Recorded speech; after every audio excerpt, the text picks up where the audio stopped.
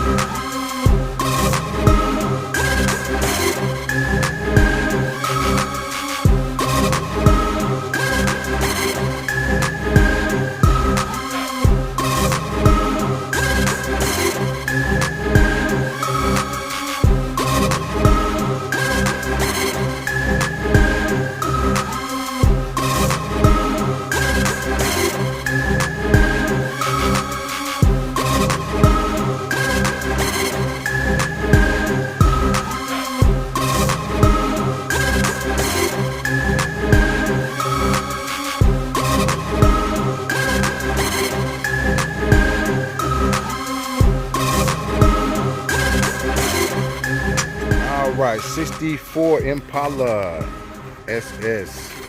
Got my man Mac out here today. Mac, tell him what you're working on today. Brakes, all the way around.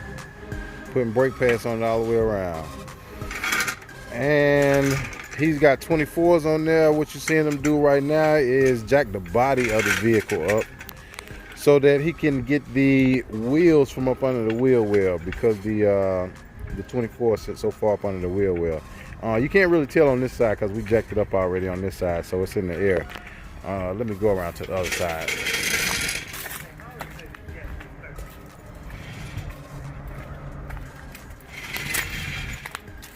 So as you can see on that side, wheels tucked pretty far up under the tail end of the car right there. So you know, once you get the body of the car up off the ground, still trying to get the wheel out is pretty hard because it's tucked up under the wheel well. So he's going to be changing the brakes all the way around.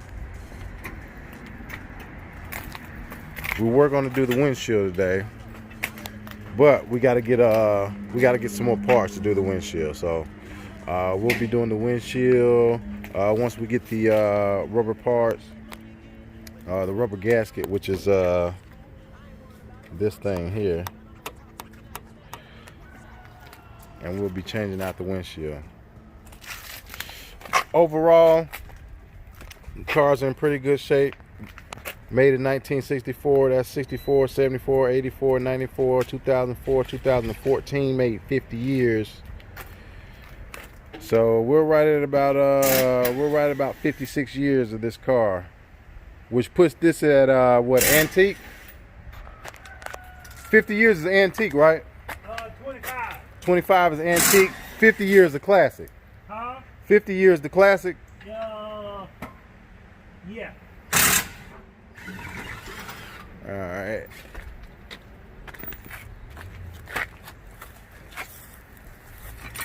I hate these motherfuckers.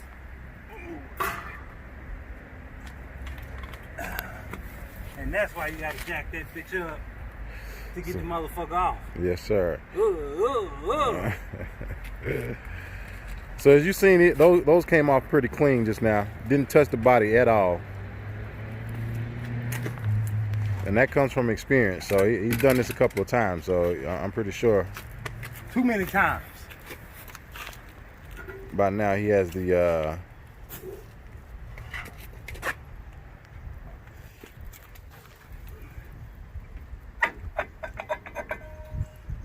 So this is where the problem is. Oh, wait a minute.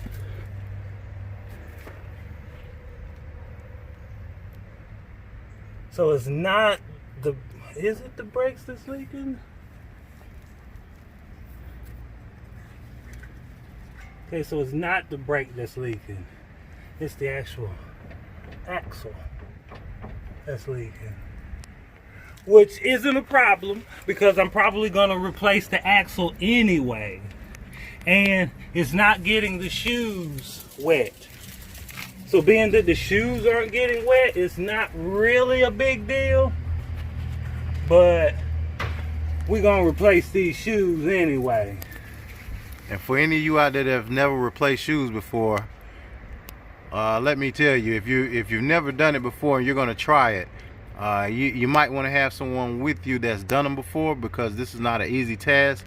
And one thing I highly recommend is you don't take them both apart at the same time. Take one apart, put it back together, and use the other side as a reference. Correct. So that means pull both sides off at the same time, and then do one side and use the other side as a reference, and vice versa. Right.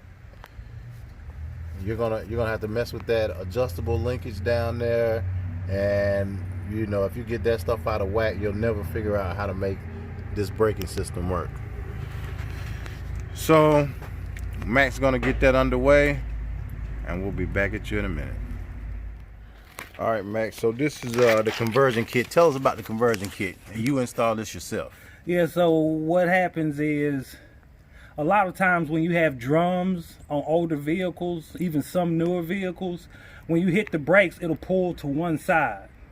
That's just, you know, it's just like points. You always have to adjust it. So to get away from having that issue or having to constantly adjust your brakes, you buy this conversion kit. You can get them from different places. They range from $4, $5 to $1,500. But it's pretty much bolt on. You just take off your drum assembly and they just add to it. So you take your drum assembly off, shoes, backing plate, all of that bullshit, and then you just bolt this shit on. It's pretty much plug and play. Grease your bearings, put this on. I got the cross drill ones so they stay cooler. And you got your caliper, your rotor, fill your cap with grease, put your new bearings on, always replace your bearings, slap this on, hook up your brake lines, done deal. Nice and easy.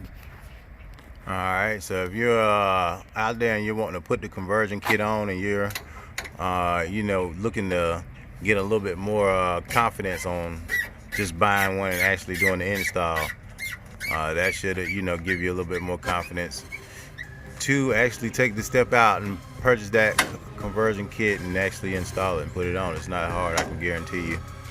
Yeah, the hardest part is running the brake lines, because you got to come up under the motor.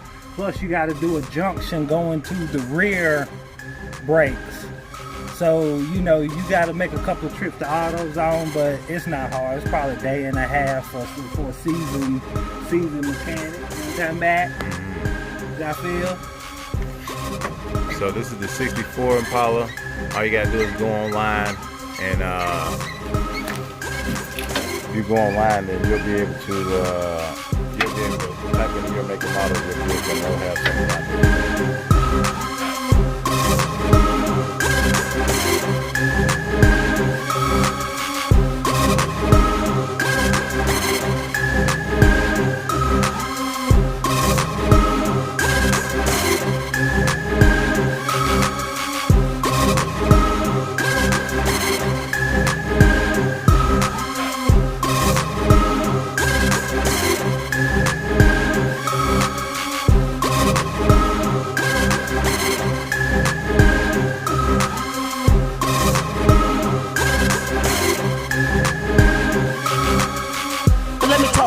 Let me let y'all know, I want to thank the whole hood who came out here. I love y'all. I did this for the hood. Y'all know I beat that boy. Y'all know I beat that boy. What they trying to do is they trying to get that money again with Pacquiao and Floyd. But it's cool. I ain't worrying about it. I'm still that nigga, man. I'm on top Cincinnati. Stand up. West side. 235.